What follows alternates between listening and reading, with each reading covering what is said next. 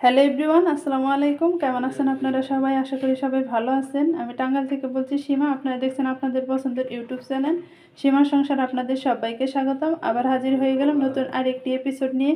আজকে আমি করে দেখাবো বেগুন ভর্তা।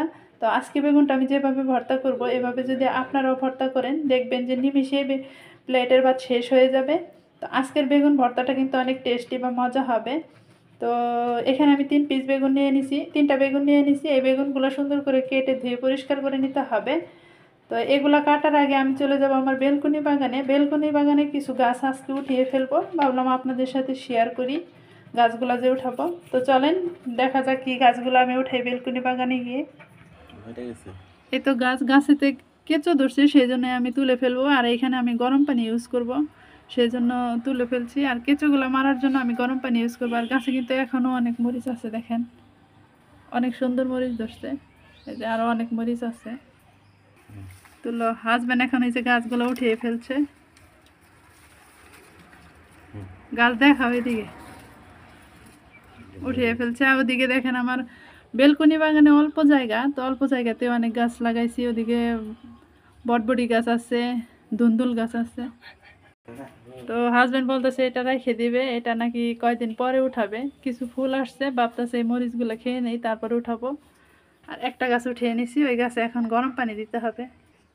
আমার বেলকনি বাগানে কিন্তু অনেক গাছ। এখানে পেঁয়াজ রসুন গাছ গাছছিলাম, এখানে কলমি শাক গাছ আছে, এদিকেও আছে গাছ, এদিকে করলা গাছ, প্রচুর করলা খাইছি। ডালো আজকে গরম পানি, হ্যাঁ মাইরা ফেলাও সব কিছু। এই যে হাজব্যান্ড পানি ডালতেছে এখানে। না মারলে এই জায়গায় গাছ লাগানো যাবে না, বেগুন গাছ লাগানো লাগবে, শীতকালীন সবজি। তো দেখেন এদিকে সিম গাছ আছে, এই যে সিম ধরছে কিন্তু অনেক। সব কিন্তু আমার বেলকনি বাগানে লাগাইছি, বেলকনি বাগানে জায়গা কম। এই যে মরিচ গাছগুলা এদিকেও হয়েছে। আর এই যে আমার সিম গাছগুলো আমি বেলকনি ভিতরে দিছি, কিন্তু গাছটা বাহিরে দিয়ে দিছি ওইখানে। এই যে এই গাছে দিয়ে দিছি।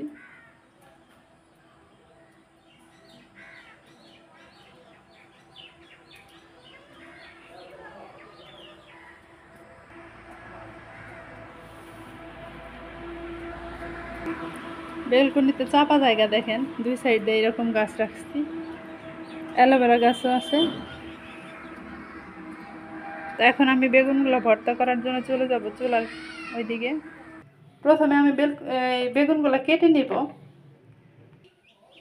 দেখেন বেগুনগুলো কেটে নিছি, আর আমারটা এরকম হয়েছে। আমি এইভাবে কেটে নিছি, দুই সাইড দিয়ে এইভাবে কেটে নেবেন একটু মোটা মোটা করে। এই সাইড দিয়ে আমি কেটে নিছি, আমি কিন্তু মাঝখানে কেটে নেই নাই। দেখেন মাঝখানে কেটে নেওয়া যাবে না, এইভাবে দুই সাইড দিয়ে একটু কেটে নিলে মশলাটাও ঢুকবে বা তেলটা ঢুকে তাড়াতাড়ি সিদ্ধ হবে। সবগুলা বেগুন কিন্তু আমি এইভাবেই কেটে নিছি। আর এটা একটু আমানি রাখছি, এটা যেহেতু ছোট সেই জন্য এরকম রাখছি। আর বড়টা এইভাবে কেটে নিছি। দুই সাইডটা দেখেন কতটা গভীর করে কেটে নিচ্ছি, এরকম গভীর করে কেটে নিতে হবে। তো এখন কেটে ভালো মতো দিয়ে পরিষ্কার করে নিলাম। নেওয়ার পর এখন এখানে লবণ অ্যাড করে দিব, যেন তাড়াতাড়ি সিদ্ধ হয়, সেই জন্য লবণটা একটু তাড়াতাড়ি বেশি করে দিয়ে নিলাম। আর দিয়ে দেবো হলুদের গুঁড়ি। হলুদের গুঁড়িটা দিলে কি হবে, দেখবেন যে ভাতটা যখন মাখাবেন তখন দারুণ একটা কালার চলে আসবে। আর হালকা একটু মরিচের গুঁড়ি দিয়ে নিলাম, অল্প দিবেন মরিচের গুঁড়িটা, কিন্তু অল্প দিতে হবে। এখন আমি এটা ভালো মতো মিক্সড করে নিব লবণ মরিচ হলুদের সাথে। বেগুন যেভাবে ভাজি করেন সেইভাবে মিক্সড করে নিতে হবে। তো দেখেন এই যে আমি মাখিয়ে নিছি, আর আমারটা এরকম হয়েছে। এরকম করে কিন্তু মাখিয়ে নিতে হবে। এখন আমি এটা ভাজি করার জন্য সরাসরি চুলায় চলে যাব। আর এই যে প্রত্যেকটা কিন্তু ভিতর দাও চলে গেছে, এরকম করে দিয়ে নিলাম। তো এখন আমি এটা ভাজি করে নেব। তো এই যে ফ্রাই প্যান বসিয়ে দিছি, আর এখানে কিন্তু সরিষার তেলটা ইউজ করতে হবে, একদম খাঁটি সরিষার তেল দিয়ে নিলাম। তো তেলটা গরম হয়ে গেলে এখানে আমি বেগুনটা দিয়ে দিব। তো তেলটা গরম হয়ে গেছে, একটু একটু করে আমি বেগুনগুলো দিয়ে দিব।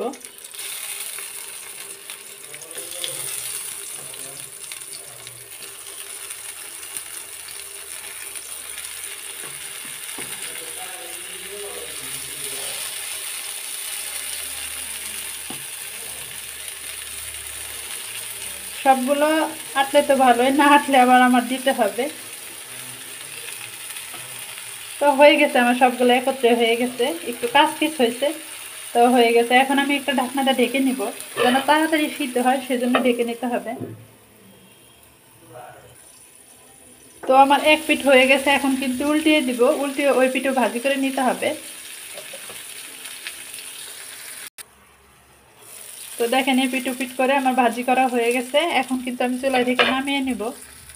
আর দেখেন দেখিয়ে দিয়ে কতটা সিদ্ধ হয়েছে, একদম কিন্তু সিদ্ধ হয়ে গেছে পারফেক্টভাবে। এখন আমার চুলা থেকে নামিয়ে নিতে হবে।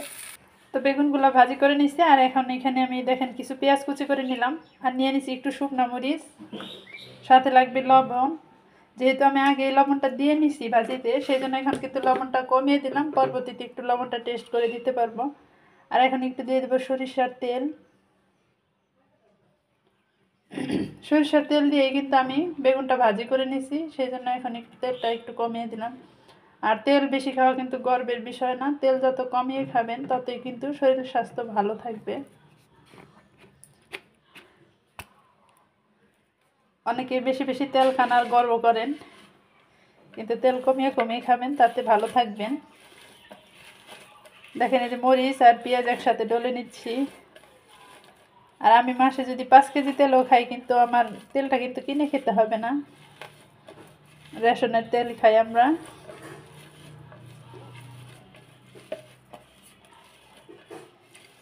তারপর আমি একটু তেলটা কমিয়ে খাই। আগের মা খালারা বা দাদিরা বলতো যে ঝাল নুন চড়তা তে সে হলো ভর্তা। ঝাল নুন যদি বেশি দেওয়া হয় তাহলে নাকি ভর্তাটা বেশি মজা লাগে। দেখেন এই যে আমি মিক্সড করে নিলাম, এখন এখানে আমি বেগুনগুলো ঢেলে নেব। তো দেখেন আমি সবগুলো নিয়ে নিছি, আর এরকম পুরোপুরি কিন্তু ভাজি করছি। একটু এরকম পুরোপুরি ভাজি করবেন বেগুনটা, দেখবেন যে সুন্দর ভর্তাটা খেতে ভালো লাগবে। আর এই অবস্থায় কিন্তু অনেক গরম, একটু ঠান্ডা করে নিয়ে ভর্তাটা করবো। দেখেন একটু দেখিয়ে দিচ্ছি আপনাদের কীরকম নরম হয়েছে, একদম কিন্তু নরম হয়েছে, এক হাত দিয়ে চাপ দিতেছি আর দেখেন গলে যাচ্ছে।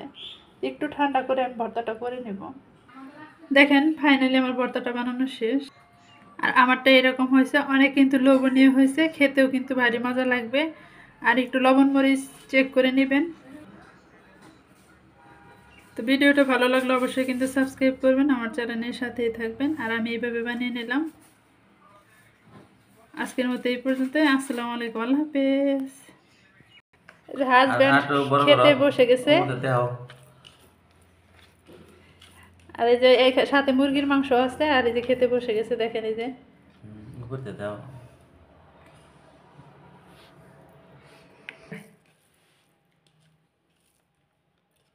এই যে খাইতেছে। তো আজকের মতো এই পর্যন্তই।